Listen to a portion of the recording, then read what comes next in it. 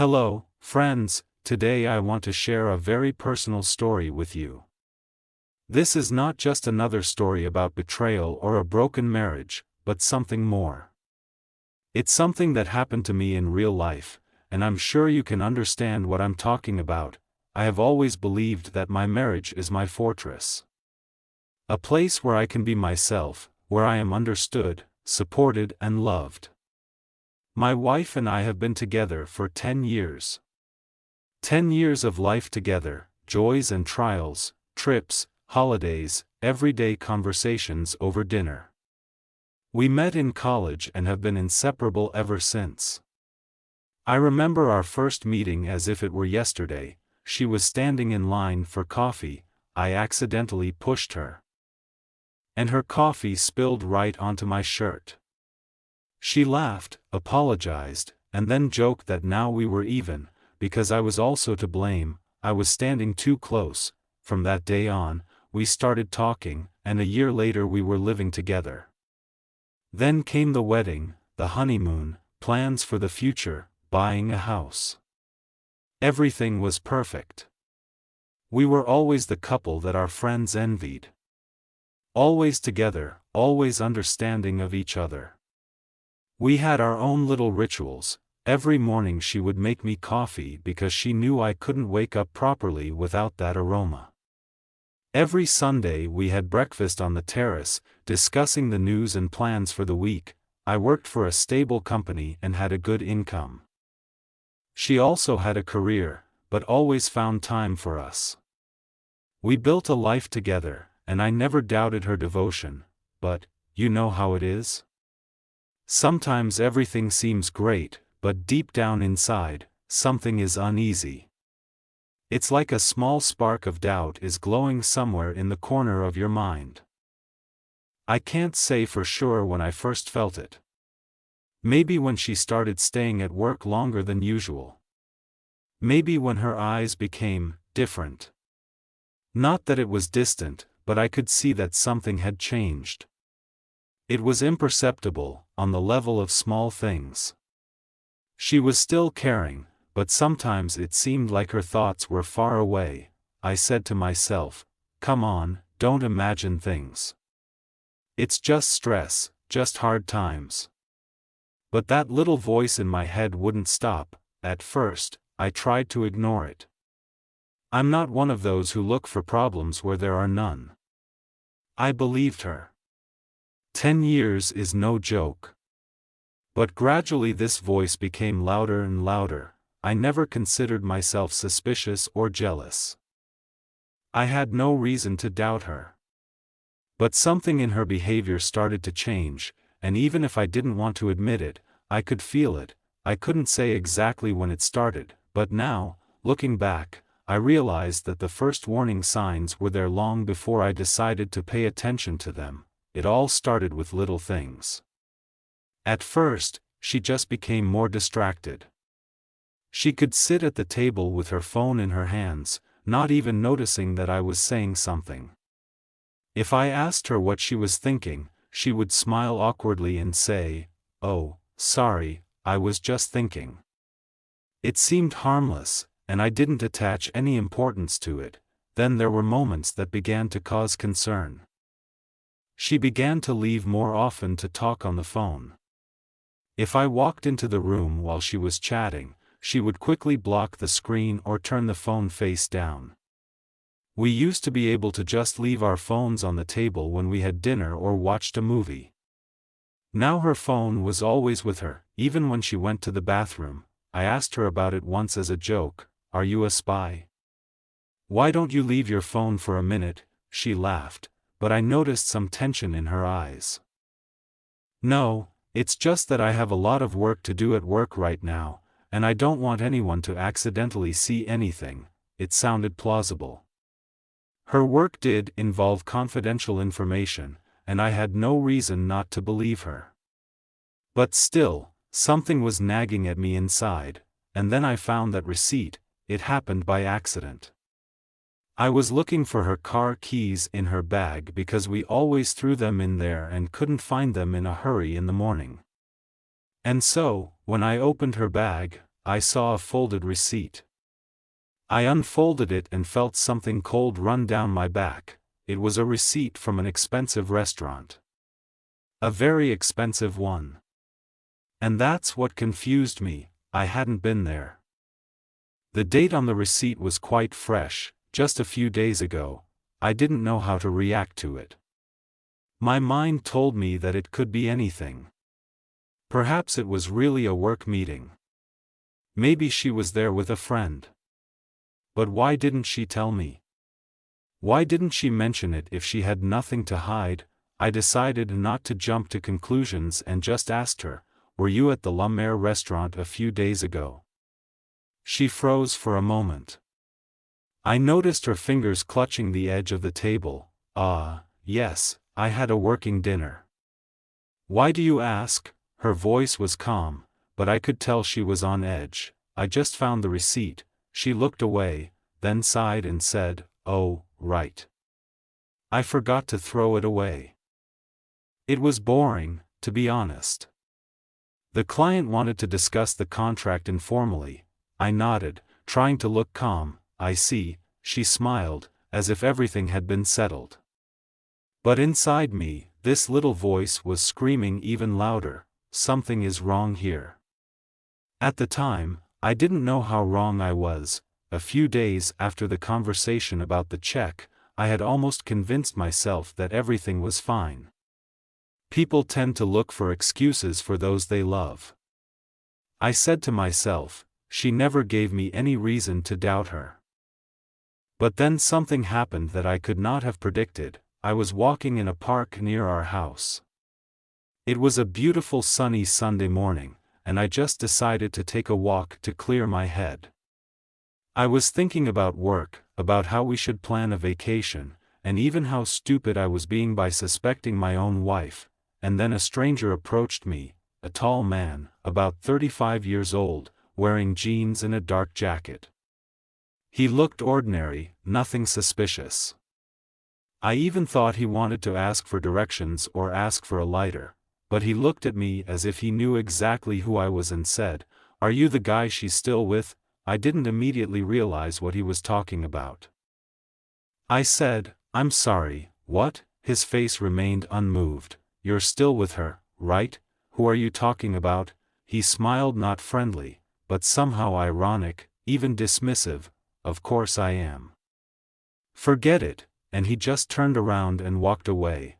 I stood in the middle of the park, unable to move. My heart was pounding in my chest, as if warning me of something I didn't realize yet. Was he talking about my wife? Why did he ask if we were still together? What did he mean by that? I turned around to call out to him, but he had already disappeared among the people. This meeting did not leave my mind all day. I tried to find a logical explanation. Maybe he confused me with someone else. Maybe it was a joke. But that look in his eyes. There was no joke in it. In the evening, I could not stand it and asked my wife, "Do you know a tall man with dark hair?" She looked up at me in surprise. "This is a very general description." What happened? I told her about the meeting in the park, but I didn't say anything about what he said. She frowned. Strange. Maybe someone really got it wrong, maybe, but again, there was something in her eyes. Not fear, not panic, but tension. I didn't know then that this casual hint was just the beginning of something that would turn my life upside down. That night I could not sleep. I lay in bed, listening to my wife's steady breathing, and tried to convince myself that this situation was just a coincidence. But something kept bothering me. The stranger in the park, her change in behavior, the restaurant receipt. I closed my eyes and took a deep breath. "You're paranoid," I told myself. But if that's true, why do I feel like the ground is slipping out from under me? The next day, I decided to take action. Not because I wanted to find something bad, but because I needed peace of mind. I had to either confirm my doubts or bury them forever. I installed a hidden camera in the living room. it wasn't as difficult as it sounds. Nowadays, it's easy to buy a small camera that looks like a regular charger. I put it next to the TV, right where she used to sit with her phone, texting with someone. In those moments when she thought I wasn't paying attention, I didn't know what I was expecting to find. To be honest, I didn't even want to find anything. I wanted everything to be my imagination, to take off the recording and see my wife just flipping through social media or working. But a few days later I saw something that broke my heart. It was late at night, when she thought I was already asleep. She was sitting on the couch, smiling, laughing, and talking on a video call with some man, in just her underwear. I watched her flirt, toss her hair playfully, tell him to not worry, don't worry, he doesn't notice anything. I froze. My body refused to react. There was only one thought in my head: this can't be happening. I rewound and watched it again, trying to find some other meaning in what I was seeing. But there was none. It was obvious. My wife was cheating on me. I sat there in the dark, unable to move. 10 years of marriage. 10 years of love, trust, devotion, and this is how it ends? I felt everything inside me shrinking, as if someone had grabbed me by the throat. Anger, pain, betrayal, everything rolled in together. But even in the midst of this whirlwind of emotions, I had another thought: what if this is not all? I could not leave it at that. Yes, I had already seen what seemed obvious: she was cheating on me. But something in her words, in this whole situation, did not give me peace of mind. Don't worry, he doesn't notice anything. It sounded somehow different. As if it wasn't just an affair on the side. I decided to dig further. The next day I noticed that she had forgotten her keys. It was a chance. I went down to the garage, opened her car, and started searching the interior. I didn't know what I was looking for, but something told me that the answers were somewhere nearby, and that's when I found it: the second phone. I froze. He was lying in a small compartment between the seats.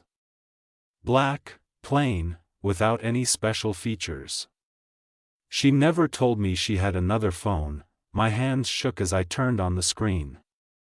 There was no password, and that's when I realized that my wife was hiding something much bigger than just cheating: a chat.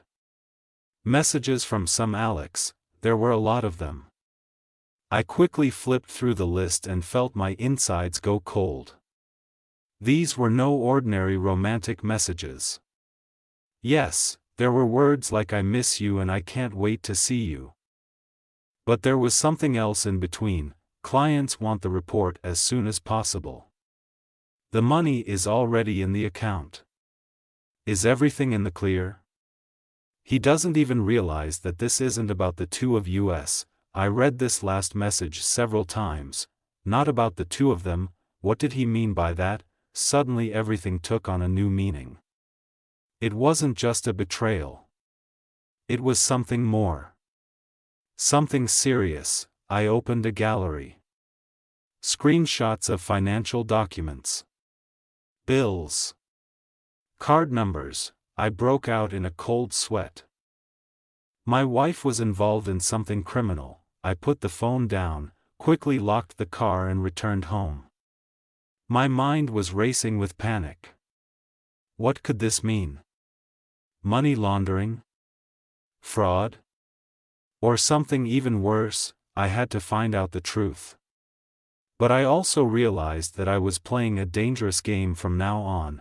I returned home, but I was a completely different person. My head was buzzing and my heart was pounding so hard that it seemed like it would burst out of my chest. I tried to keep a straight face, not to give the impression that I knew anything too much. My wife was sitting in the kitchen, typing something on her laptop. She looked up at me and smiled. "How was your day?" Her voice sounded so natural. So familiar, as if nothing had happened. I forced myself to answer in a calm tone: "It was fine. A little tired, She nodded and continued typing. I stood in the doorway, looking at her, and felt myself tearing up inside. How long has she been doing this? What else is she hiding? Did she ever really need me, or was it just a game? I couldn't let go of my emotions. All I could do was keep investigating. I had to find out the whole truth before making a decision. I waited for her to take a shower and then went to her laptop. It was locked with a password. Obviously. But I knew her habits. She never used complex combinations. I tried the date of our anniversary. Nope, the name of her favorite cat. Again, no, and then I entered her little sister's name. Click. Unlocked. I felt a cold sweat run down my back. This was not right. It was illegal. But at that moment, I couldn't stop. There were several folders on the desktop. One of them was called Reports. I opened it and saw files filled with numbers, invoices, company names I had never heard of. She was involved in fraud. I had no doubt anymore, but the worst was yet to come. I opened the last document, dated just a few days ago. It was my bank account. My account. There were transactions on it that I knew nothing about. Transfers, payments I had never made. I recoiled from the laptop as if it had burned my hands. She had used me. I wasn't just the man she was cheating on. I was her cover. If the police started an investigation, would be suspected. I heard her turn off the water in the shower. I had a few seconds to cover my tracks. I quickly closed all the files and left the laptop as I found it. When she came out of the bathroom wrapped in a towel, I was sitting on the couch watching TV. "What are you watching?" she asked, as if everything was normal. I forced a smile. "Nothing special." She came and sat down next to me, putting her head on my shoulder. "I love you," she whispered. It hit me like a thunderbolt. How many times had she said that? And how many times was it a lie? I wanted to say something, but my throat was dry. This was the person I had lived with for 10 years. A woman I trusted more than myself. But now she was a stranger to me, and worst of all, I didn't know what she would do if she realized that I already knew everything. I couldn't just leave it at that. Now it was not a question of betrayal, it was a question of my survival. I realized that I had 3 options: confront her, ask her directly, look her in the eye and demand an explanation. But what if she deceives me?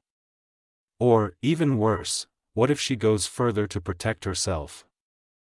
Go to the police. I had evidence, I had suspicions. But what if that wasn't enough? What if she makes me look like an accomplice, disappear? Take the documents, evidence, find a lawyer, run away before it's too late. I sat in the dark, realizing that the risk was increasing with every minute. I had to make a decision. I had to choose how this story would end. I could not stand by.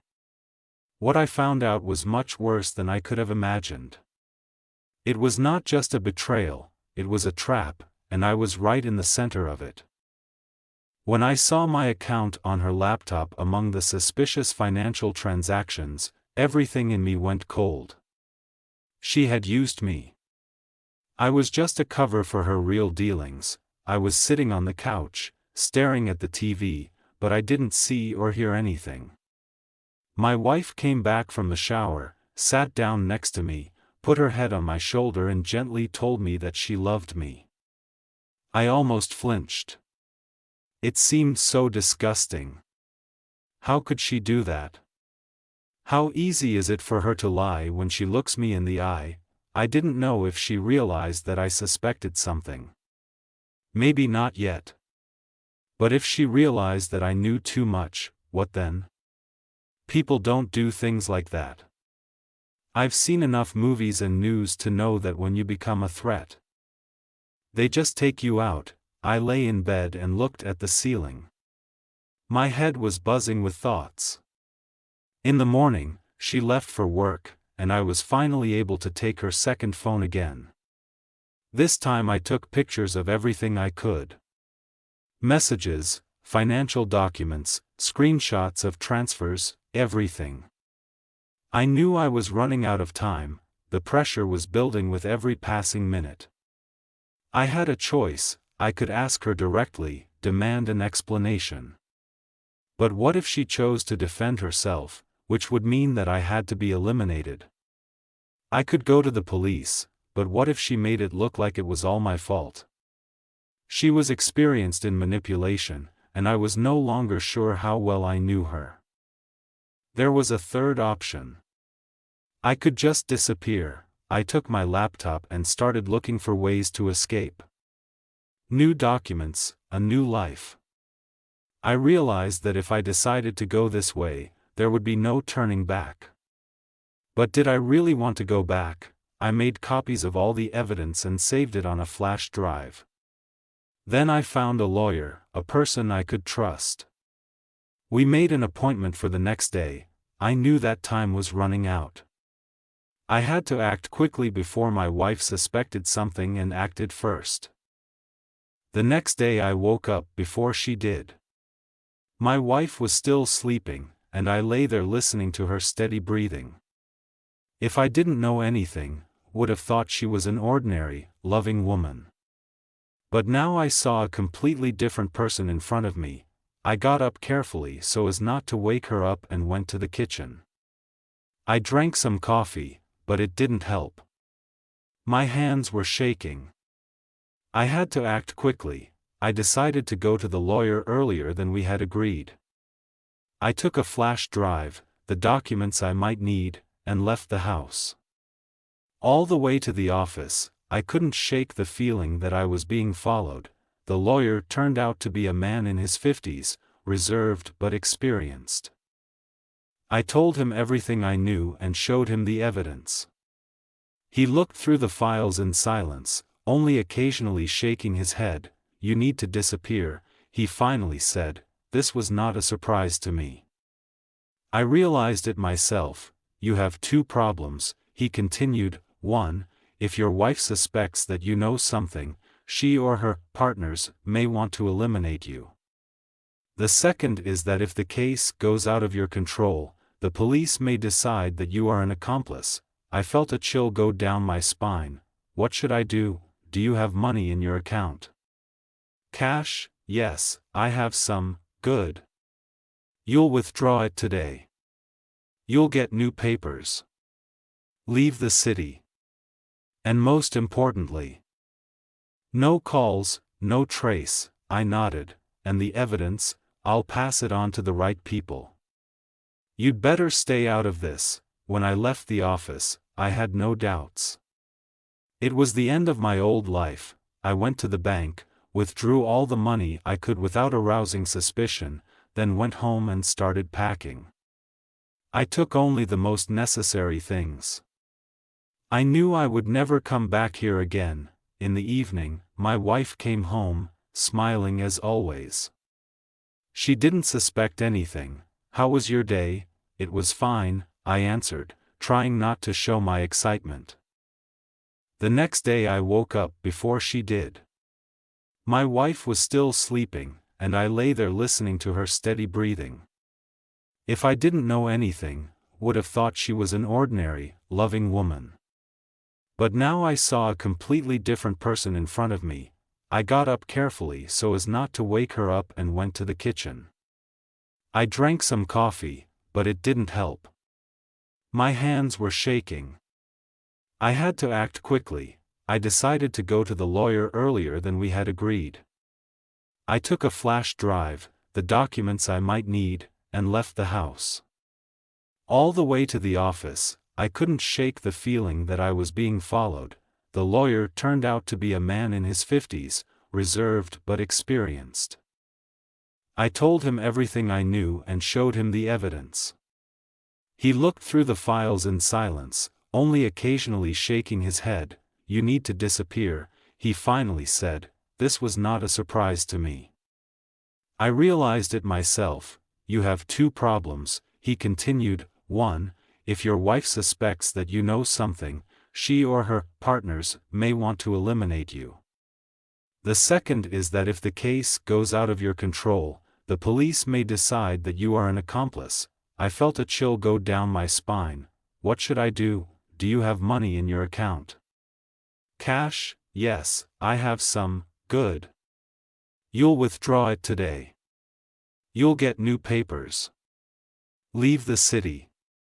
And most importantly, no calls, no trace. I nodded. And the evidence, I'll pass it on to the right people. You'd better stay out of this. When I left the office, I had no doubts. It was the end of my old life. I went to the bank, withdrew all the money I could without arousing suspicion, then went home and started packing. I took only the most necessary things. I knew I would never come back here again. In the evening, my wife came home, smiling as always. She didn't suspect anything. How was your day? It was fine, I answered, trying not to show my excitement. Good morning, darling Redheart, how did you sleep? I didn't answer. I just deleted the chat, turned off the phone and threw the SIM card in the trash. The plane took off and I watched the city disappear into the distance. My old life remained down there. The unknown was ahead. But for the first time in a long time, I felt real freedom. After landing, I got off the plane, feeling like I was in another world. A new city. A new airport. New people who didn't care about me. That's exactly what I wanted, to become a ghost, to disappear so that even my own wife couldn't find me. I had no plan, only the money in my pocket and the necessary documents. I needed to quickly find a place to stay and figure out what to do next. I got out of the airport and called a taxi. Where should I take you? The driver asked. I thought about it. A hotel. Somewhere inconspicuous, no questions asked. He nodded and drove off. On the way, I couldn't shake the uneasy feeling. I knew that my wife had already woken up, read the note, and probably hadn't suspected anything yet. But this would not last long. She would call me, and when I didn't answer, she would become suspicious. I checked into a small hotel on the outskirts of the city, paid in cash, and checked into a room. Inside, it was an ordinary room, a bed, a table, a TV. But it was fine with me. I sat down on the bed and opened my backup phone. The internet was working. And I immediately checked the news. There was nothing. No reports of an investigation, no hints of my wife's financial scheme being exposed. But it was only a matter of time. I had to take the next step. I had to change the documents to completely disappear from the radar. Through my lawyer friends, I found someone who could help me. We arranged a meeting the next day. I laid down on the bed, stretched out my legs, and for the first time in several days allowed myself to just close my eyes and relax a little, and then my backup phone rang. The number was unfamiliar. I looked at the screen, and my heart beat faster. Maybe it was one of my new contacts. Or maybe, she was already looking for me. I didn't answer the phone. I waited until the call stopped, and then I turned off the phone. Tomorrow will be a new day. A new name. A new life. But most importantly, I will leave the past behind.